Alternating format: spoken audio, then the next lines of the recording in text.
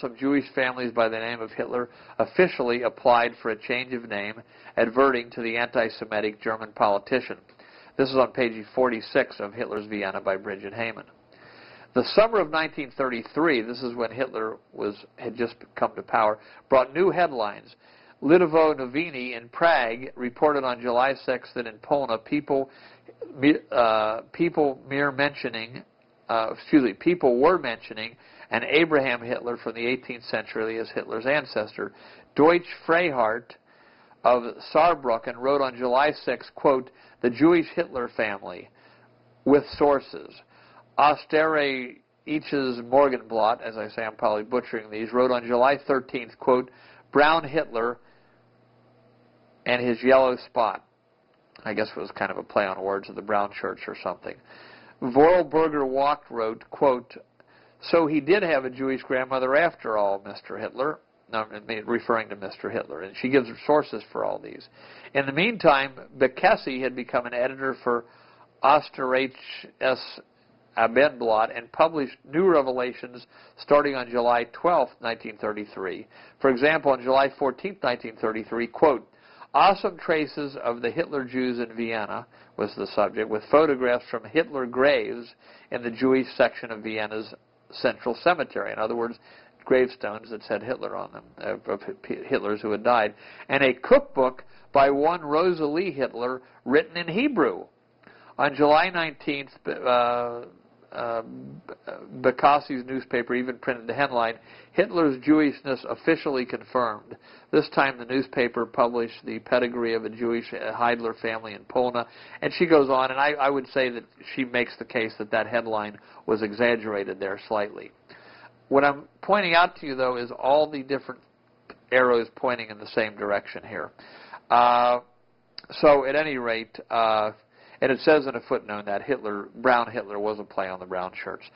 So this is just, again, a part of what she repeated. But these Hitler revelations of being Jewish were all over small papers in Germany and other countries at that time. So again, here's a whole book. This is an establishment historian, and she's not trying to make the case that I'm making, but that's evidence she puts in her book and trying to put to rest this idea that Hitler was part Jewish. Okay, now, Nord Davis, who's now passed away in the 1980s, came out with a series called Star Wars, and it was actually his books that first I'll put up there were several versions that came out. This was the earlier version, you might be able to tell. But he came out with a ton of documentation. It was really a ton of documentation. And a lot of the books that we have here, he somehow found, and that you're going to see. We'll get back to the Star Wars later in some of the revelations that Nord Davis makes. Now, let's move on to another source regarding Hitler. Let's put these two things up here. There's a book that came out last year. I believe it was in 2001. No, it came out in January 2000. Time flies and I lose track of time. This book was called The Last of the Hitlers. Just came out, written by a fellow named David Gardner, Gardner. Again, if you go to google.com on the internet, put in some of these keywords like Last of the Hitlers, David Gardner, and stuff will come up all over the joint. And he has a whole chapter in this book called "Was Hitler Jewish?" Now, I kind of think that the publisher messed with his book, because when you read that chapter, you kind of go through and you say, "Gee, did the author forget what he was writing about?" It's like somebody took his information and jumbled it up so that it wasn't understandable.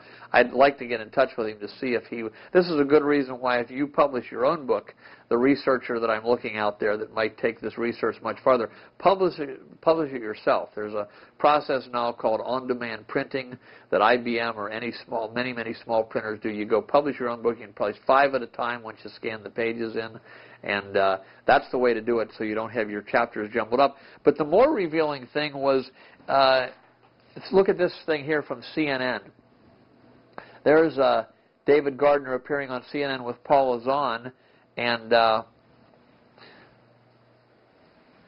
I want to read you a part of the, we'll leave that up there, I want to read you a part of the interview with David Gardner and Paul Zahn. The interviews were more revealing from Paul Zahn, and then I'm going to tell you one I have on tape that was done with Judith Regan of Fox, whose show used to be on at night. Here's part of the interview. Zahn says, tell us, this gets back to this blackmail of Hitler by William Patrick Hitler, an Irish, part Irish Hitler. One of Hitler's relatives went and married an Irishman, and this William Patrick Hitler came out of this. Zahn, Paul Zahn, CNN. Tell us a little bit about this blackmail letter that you learned of. Who had the letter and what did it tell us? So Gardner, David Gardner, whose picture we had up on the, you just saw a minute ago, said, well, William Patrick Hitler, as I said, was working in Germany in the 30s, and he'd gone there hoping to benefit from his uncle's position. At that time, having a Hitler in Germany, there was a good chance he was going to get a good position. But he found out that he was kind of knocked around. He worked in a lowly bank job. He worked at a car factory, never really getting any decent money or any position.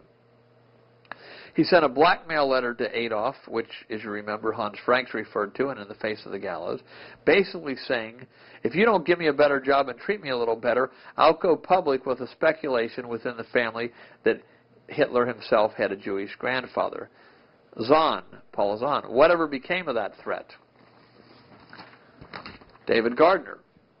Well, in fact, Hitler kind of bowed down to it, this lowly nephew, and did give him some money.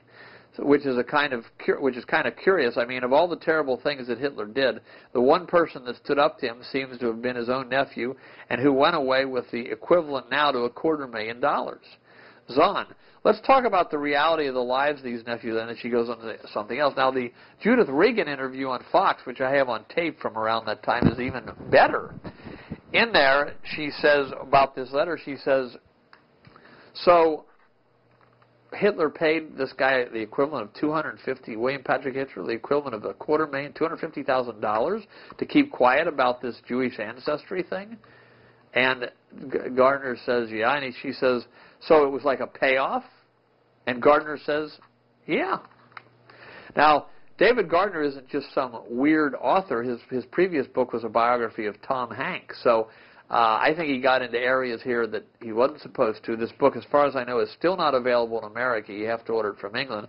I think he stumbled into some areas, and it was about the 3 last Hitlers that he could find who were living in New York City. I think a few of whom are still alive under a changed name.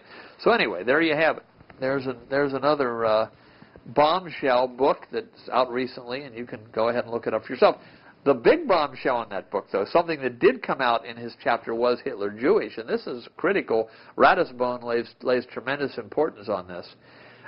There was a Catholic leader of Austria named Dollfuss, D-O-L-F-U-S-S, who did not like the Nazis, and for good reason, and many reasons. And what Dollfuss, when Hitler came to power, like we're going to get into in a little bit, was, what's going on here? He had a government investigation into who Hitler was and where he came from. This is an Austrian government report. Now, a government has a lot of resources at its command. And the government report, the Austrian government report, concluded, among other things, that Hitler was the grandson of one of the Rothschild bankers. That's in the book Last of the Hitlers by David Gardner, that Hitler was the grandson of one of the Rothschild bankers. If you punch in, you'll find more stuff on this on the internet. That's an Austrian government report. The Nazis assassinated Dollfuss in 1935, and as I say, when Hitler went down into Austria, he destroyed all the graveyards and so forth around where he was born. So that I consider to be a very significant fact. Dollfuss was a good man, and this gets into, at least by many people's reckoning, this gets into something we'll get into later regarding what this centralization of Germany under Bismarck to Hitler was partially about. But we'll keep moving along right here. Now we have a book called Adolf Hitler, Founder of Israel by Heinrich